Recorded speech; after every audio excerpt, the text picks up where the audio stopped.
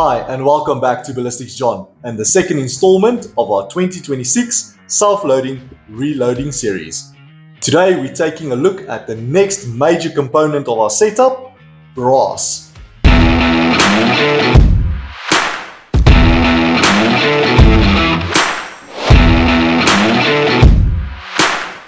Today we're discussing brass, specifically Lapua brass, which many reloaders consider the Cadillac of brass.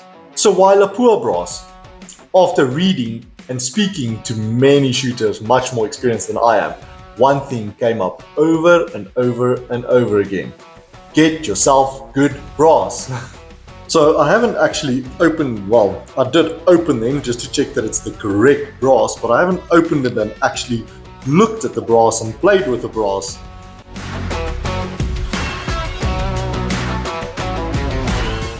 So the reason Lapua brass is highly regarded is that they have extremely consistent case weights, which is better uniformity across loads. Why is this not focusing? They've got industry-leading metallurgy and hardness control, which reduces your split necks and extends the case life.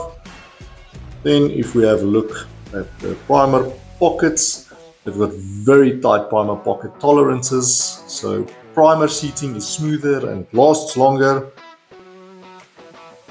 Oh, this is actually so beautiful. Beautiful, beautiful brass. Oh, what is this?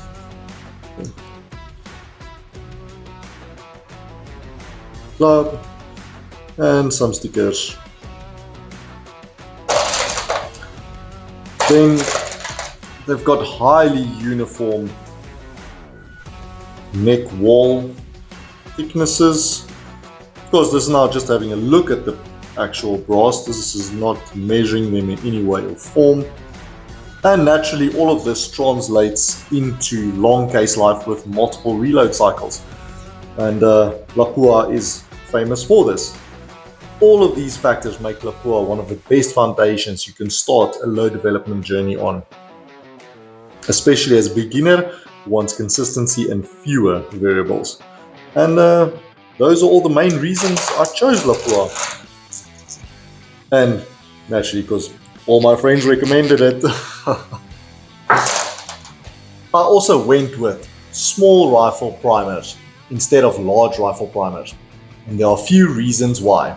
Let's go through them. Then if we have a look at the primer pockets and the reasons that I chose the small rifle primer pockets instead of the large rifle primer pockets. In South Africa, we rarely deal with sub-zero temperatures, so large primers can offer more ignition energy, which matters in extreme cold. But yeah, that's just not something we face so badly like in other countries where it's regularly we use hunting in the snow and sub-zero temperatures. Another reason I also chose the small rifle primer pockets, is that they have less surface area for pressure to act on. Pressure equals force and area. Smaller area equals naturally less force on the pocket walls.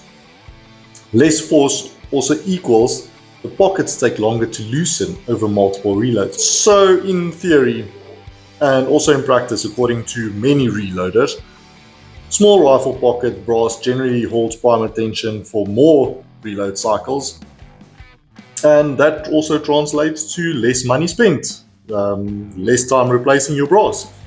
And then naturally the small rifle pockets, small rifle primers has gained popularity in 6.5 Creedmoor.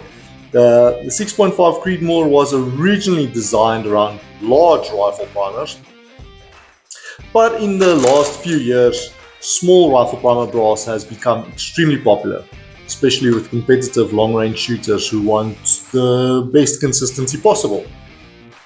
Now this is where I want your input. If you have used small rifle primers and large rifle primers, what differences did you see? Drop me a comment and share your experiences below. The more real-life experiences we can have and share, the better we can all learn. Another factor to consider is primer availability. So here I'm taking a bit of a gamble. I'm banking on my local suppliers to keep stock of small rifle primers, specifically the CCI 400s that I've chosen right here. And to be completely honest, there's no specific reason I chose these CCI 400 primers. They were available, they were there, they were on sale, and I needed some. So I picked them up. But I do hope they stay available, because we all know if you change your primers, you have to start your load development completely all over again. So again, if you've used CCI 400 primers in a Creedmoor, or you think there's something better, drop me a comment, let me know. This is a learning journey, and good advice is always appreciated. Thanks in advance. That's it for brass selection. Next up, we're moving into bullet selection for the 6.5 Creedmoor. Thank you again for watching episode 2 of this reloading journey. Let's jump into the next one.